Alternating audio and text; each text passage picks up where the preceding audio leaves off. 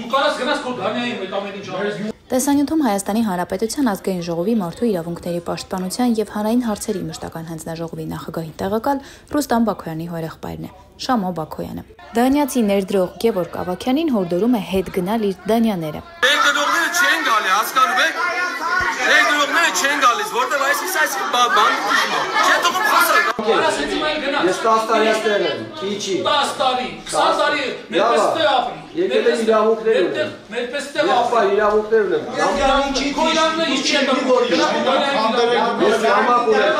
Հոկտեմբերի 13-ին Վեդի համայնքի Գինևետ գյուղում տեղի էր ունեցել նախնական հանրային լսումներ Ord Group ՍՊ-ի կողմից ներկայացված Կարմիր ծառի կրաքարային մերգելների օգտակար հանածոյի արդյունահանման աշխատանքների վերաբերյալ, որի ժամանակ էլ իրավիճակը լարվել էր եւ բարեկները մտել էին ներս։ Լսումները դադարեցվել էին։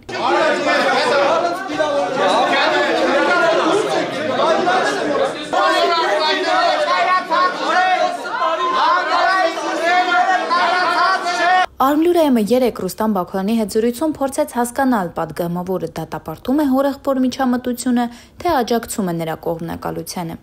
Ասում էր գնացեք ձեր դանիաները, այստեղ մի եկեք։ Դուք ինչպես եք վերաբերվում ձեր հորեղբոր նման վարքագծին, երբ նա պետք է պարզապես հանրային լսումները վարողի պարտականությունները կատարեր։ Ես կարծում եմ, որ նախ բացի իմ հորեղբայրը լինելուց զբաղեցնում է պաշտոն եւ կարծում եմ այս հարցերը պետք է իրեն ուղղվեն։ Այս հարցազրույցին արձագանքել եւ Արմլուրայմի խմբագրություն էր զանգահարել այդ նույն դանիացի ներդրող Գևորգ Ավագյանն, ով իսկապես լսումներից հետո մեկնել էր Դանիա, որտեղից էլ կապվել էր մեզ հետ, ինչպես ինքն էր ասում, Բաքոյանին պատասխաններ տալու համար։ Գիտեք, ինքը այնքան մանր տղա է, դուք իրան հարց եք տալի, ինքը ինչ հեռախոսի մեջ է քրքրում է։ Գիտեք,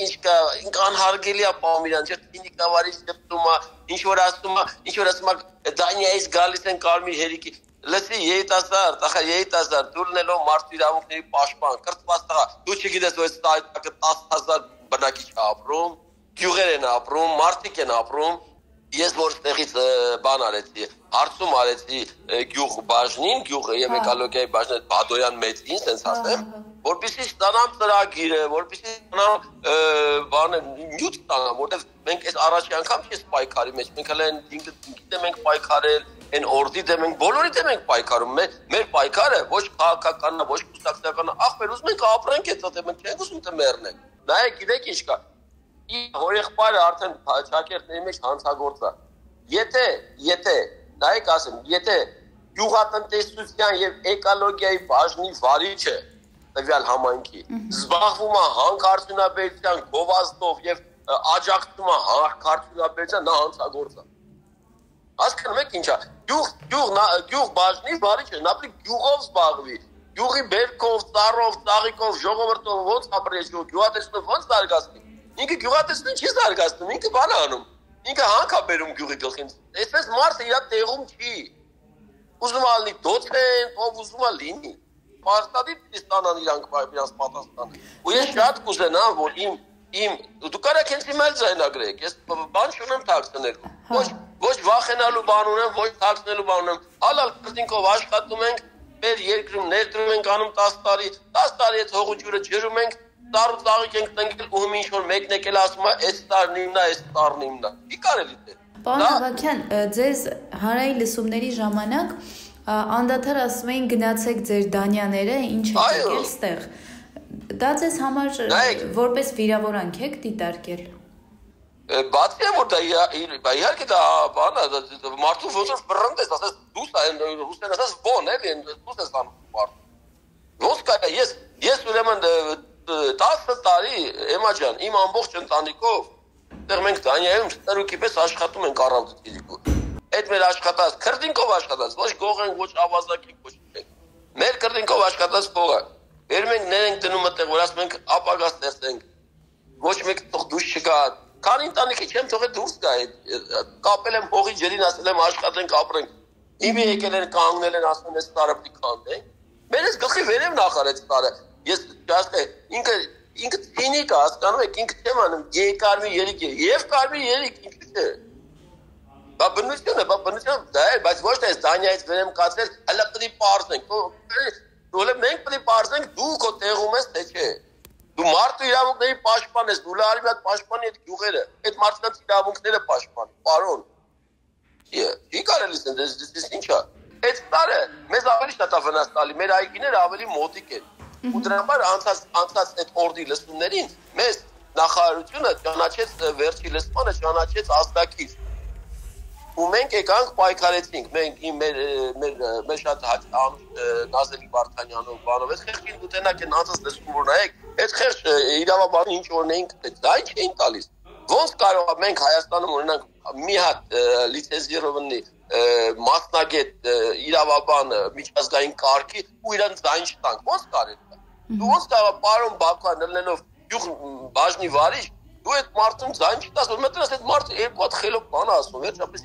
եթե անգամ թերություն կա, կարող է թերությունը դու վերացնեք, այսինքն չեն ուզում ոչ մեկին լսել։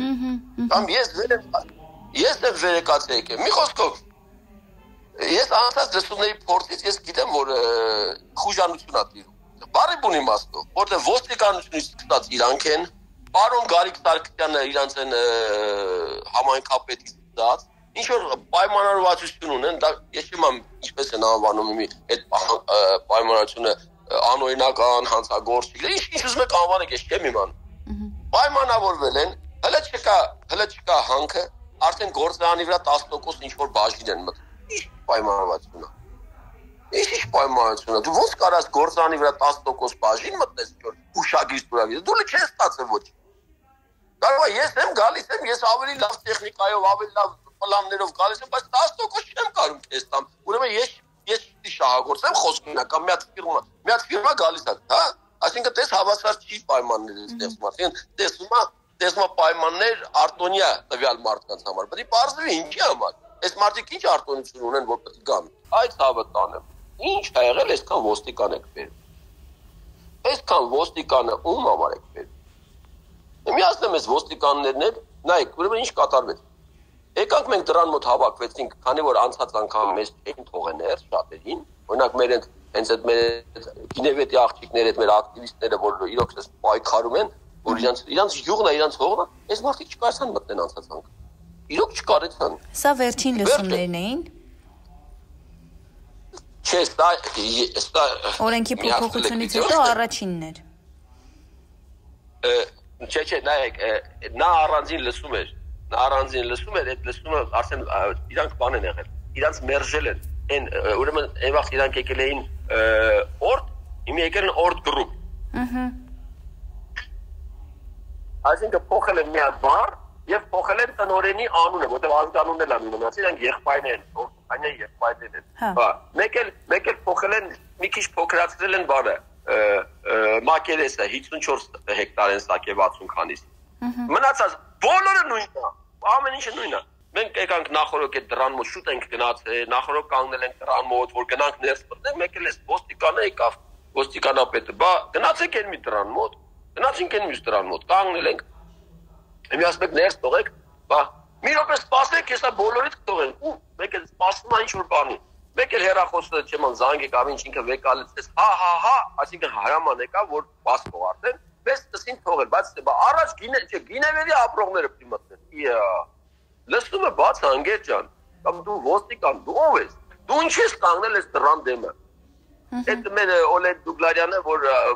բնապաշտպան Օլեգ Դուգլարյանը նոր եկավ ըմբոստացավ, որ իրավունք չունեք, լսումները բաց է եւ բոլորը իրավունք ունեն, բոլորը, ով ցանկանում է, կապ չունի որտեղից է եկել, իրավունք ունի։ Այդ կռվի, այդ վեճի ժամանակ, որ մի կերպ մենք մտնում էինք, ես որ մտաներ, գիտեք ինչ տեսա։ Ուրեմն տեսա, որ առաջի 3 շարք արդեն զբաղած։ Ուրեմն առաջի շարքում նստած էին իրանց այդ պրովոկատորները, բարիսպուն իմաստով պրովոկատոր մի քանի տարեցերու նստածվել էին, որ դրանք մենակ խանգար են, ուղղակի որ նայեք ձայնագրությունը, մենակ խանգարում են նրանք, մի հատ ինչ որ հիմար հարց է տալի որ ասեն։ Երկրորդ շարքը նստած են իրանց կանայք։ Երրորդ շարքը նստած է օրդ գրուպի տղաների խումբը, որոնց մեջ է փաստորեն եղել եւ ՏՊ-ի տնօրենը, ես չեմ իմացել։ Հասկանում եք, ՏՊ-ի տնօրենը չի վերկենում ասի, ես բարև ձեզ, ես ՏՊ-ի տնօրենը եկել եմ որ ասում են մեկ ասում են հարևան են եկել, բա հարևանը մեկի բառը դու հարևան ես եկել, տնօրեն ես, այս ամբողջ խոսակցությունը քո շուրջը։ Դու մի հատ դեպուս նա չի վերքնած ես բարև ձեզ ես եկել եմ, ուրիշ ոչ մի բան։ Այդտեղ պահկված էր։ Ու եթե երբ որ նայում եք այն նախորդ լսումը, այդ նույն երրորդ շարքը էլի նստած են այդ նույն մարդիկ։ Էմիլ Մայնինգը երբ որ եկել է 3-4 տարի առաջ, մենք չենք իմացել, ընդհանրապես գյուղը չի իմացել։ Անգամ նախքին գյուղապետը չի իմացել, որտեղ այդ հողերը տրված է եղել վարձով, դրա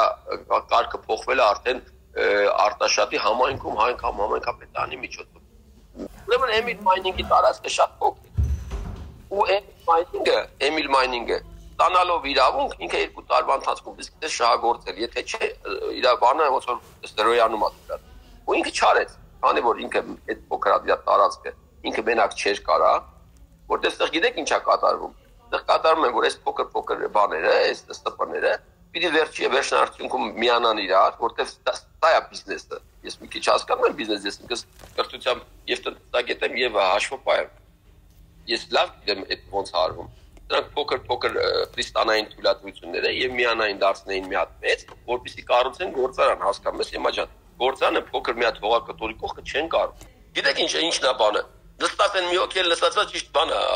հարսանիքի խավորա շաբաշա տալի։ 15 միլիոն չլինի դեր վրա որ ծիծաղած է այդ գետը։ Լավ, եթե հաշվի լավ ասել ենք դրամ միլիոնի դրամի տեղը դոլարի տեղը դրամ ենք ասել, դա էական չի, չէ։ Էական որ մենք հասկանում ենք ինչի մասին է խոսքը, ինքը կարասի այսքան ոչ թե ինչ-որ հեգնում է, այդպես ինչ ուզում ինչ-որ բանակ տել էս լակոտը։ Վերջը։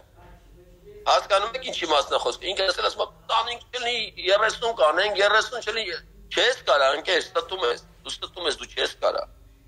Որովհետև պետք է վերցնես ամենաառաջի գործը, Էմա ջան, ցանկացած բիզնեսմեն, երբ որ գործում է, ասում է թուղթ գրիչ։ Դա վերցնում է թուղթ գրիչ եւ հաշվում է։ Ինչ տախտեր պետք է անի ու ինչ եկամուտներ պետք է ակնկալի, ճիշտ է։ Թե չէ ելեն չի պետք է աշխատի։ Հիմի դուք ընկեր նստել եք ձեր թուղթ գրիչով ինչ եք գրել։ Իսկ որ դու օդի մեջ ասում ես կանեմ կդնեմ, դու ստում ես։ Դու չես տանի։ Դու